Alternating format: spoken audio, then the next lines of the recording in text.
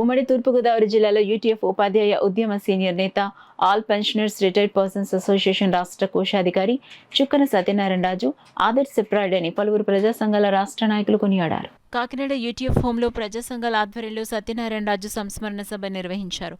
పెన్షనర్ల సంఘం రాష్ట్ర ప్రధాన కార్యదర్శి కె సత్యరాజ్ అధ్యక్షతన జరిగిన ఈ సభలో యూటీఎఫ్ రాష్ట్ర ప్రధాన కార్యదర్శి కెఎస్ఎన్ ప్రసాద్, పెన్షనర్ల సంఘం రాష్ట్ర గౌరవాధ్యక్షులు, సిఐటియు రాష్ట్ర ఉపాధ్యక్షులు పి అజయ్ కుమార్లు పాల్గొన్నారు.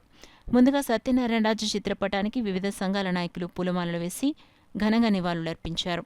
ఈ సందర్భంగా పలువురు మాట్లాడుతూ సత్యనారాయణ రాజు కార్యాచరణ నేటి తరం ప్రజా సంఘాల నాయకులు, కార్యకర్తలకు మార్గదర్శకంగా నిలిచిందన్నారు.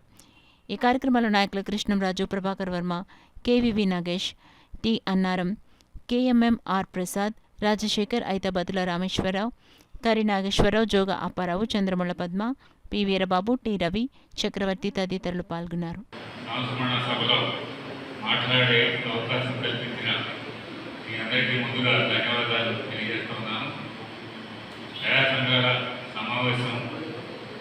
జరుగుతుంది అని చెప్పారు. ప్రజా సంఘాలు, యూటీఎఫ్, సిఐటియు, మిగతా ప్రజా సంఘాలు అన్నీ కలిపి ఈ సమావేశం నిర్వహించినట్లుగా చెప్పారు.